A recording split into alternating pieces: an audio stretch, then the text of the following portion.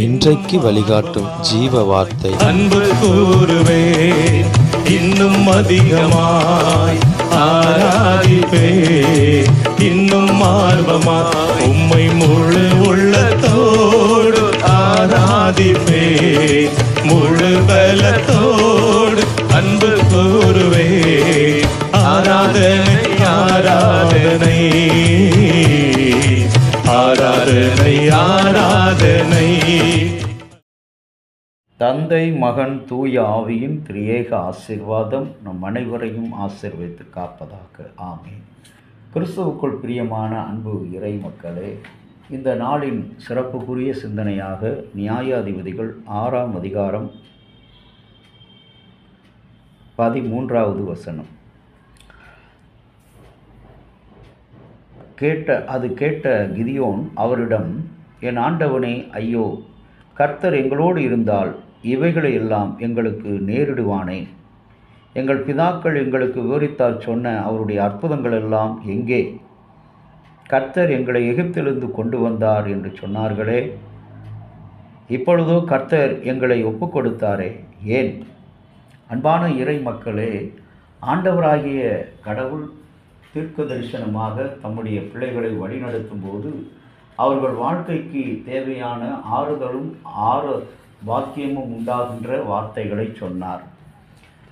சிக்கலிலே இருக்கிற மக்கள், இடையூறிலே இருக்கிற மக்கள், துன்பத்திலே இருக்கிற அந்த இஸ்ரவேல் மக்களை வழிநடத்துகிற கிதியோனுக்கு ஆண்டவர் சொல்லுகிறார், பராக்கிரமசாலியே, நீ பயப்படாதே என்று சொல்லி நேற்று. இன்றைய நாளிலே அதை மறுத்து சொல்லுகிற கிதியோனை பார்க்கிறோம். எங்கள் முற்பிதாக்கள் எல்லாம் சொன்னார்களே, எங்களை எகிப்தின் அடிமைத்தனத்திலிருந்து அழைத்து வந்தார்களே, அவர்கள் செய்த அற்புதங்கள் எங்கே? பிறகு ஏன் எங்களுக்கு இப்படிப்பட்ட பொல்லாப்பு நேரிடுவானேன்? கடவுள் ஏன் எங்களை மீதியானுடைய கையிலே ஒப்பு கொடுப்பானேன் என்று சொல்லி கிதியோன் கடவுளிடத்தில் கேட்டான். இன்றைக்கும் கூட அன்பான இறை மக்களே, நாம் வாழ்க்கையிலே செழித்திருக்கும்போது, மகிழ்ந்திருக்கும்போது, ஆனந்தத்தோடு இருக்கும்போது கடவுளுடைய மகிமையை, கடவுளுடைய அற்புதங்களை நாம் நினைப்பதில்லை. ஆனால் துன்பம் வரும்பொழுதுதான், இக்கட்டு நெருங்கும்போதுதான் செழிப்பாக போய்கொண்டிருந்த என்னுடைய வாழ்க்கை, சிறப்பாய் போய்கொண்டிருந்த என்னுடைய வாழ்க்கை, மகிழ்ச்சியோடு வாழ்ந்து கொண்டிருந்த என்னுடைய வாழ்க்கை, விசுவாசத்தோடு சென்று கொண்டிருந்த என்னுடைய வாழ்க்கை இன்றைக்கு இடி விழுந்தது போல இவ்வளவு பெரிய இன்னல் நேரிடுவது ஏன்? இவ்வளவு பெரிய ஆபத்து எனக்கு வருவது ஏன்? அன்றைக்கு ஒரு நபரை சந்தித்து கேட்கும்போது அவர் சொல்கிறார், அவரிடம் நான் சொன்னேன், ஐயா, கவலைப்படாதீர்கள், கர்த்தர் உங்களுக்குள்ளே இருக்கிறார், ஆகவே தான் இன்றைக்கு நாம் உயிரோடு இருக்கிறோம் என்று சொன்னோம். அப்பொழுது அவர் என்ன சொல்கிறார் பதிலாக, கர்த்தர் எங்களுக்குள்ளே இல்லை, எங்களுக்கு முன்னாடியும் இல்லை, எங்களுக்கு பின்னாடியும் இல்லை என்று சொன்னார். எவ்வளோ பெரிய ஒரு அவிவிசுவாசமான வார்த்தை!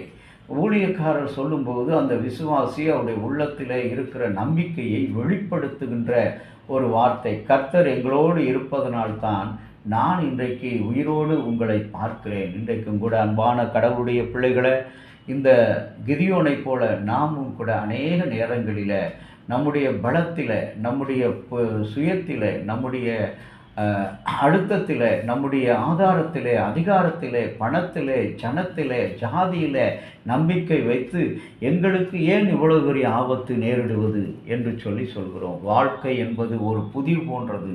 அன்பானவர்களே, புதிர் என்றாலே எதிர்பார்க்காத அம்சங்களும் எதுமாறாத காரியங்களும் நிறைந்து காணப்படுகிற வாழ்க்கை.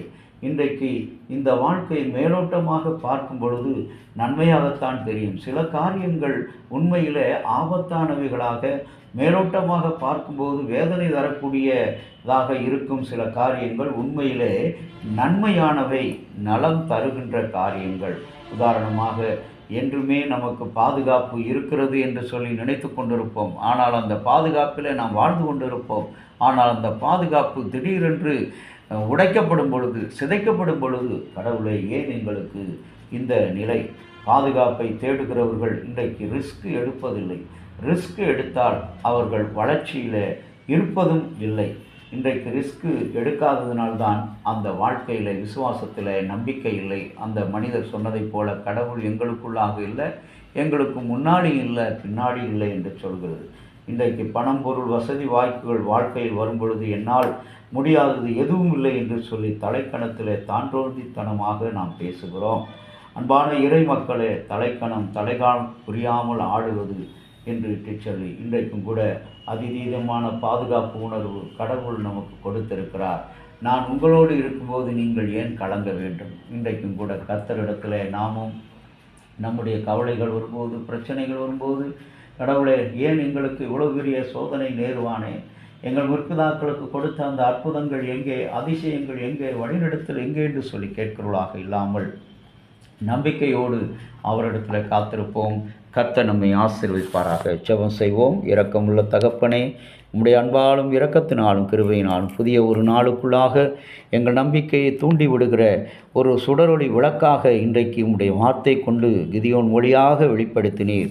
நாங்கள் உம்மை நம்பியிருக்கிறோம், உம்மோடு இருக்கிறோம். நீர் எங்களுக்குள்ளாக இருக்கிறீர், எங்களுடைய அவயங்களில் இருக்கிறீர், எங்களுடைய குடும்பத்தில் இருக்கிற நம்பிக்கையோடு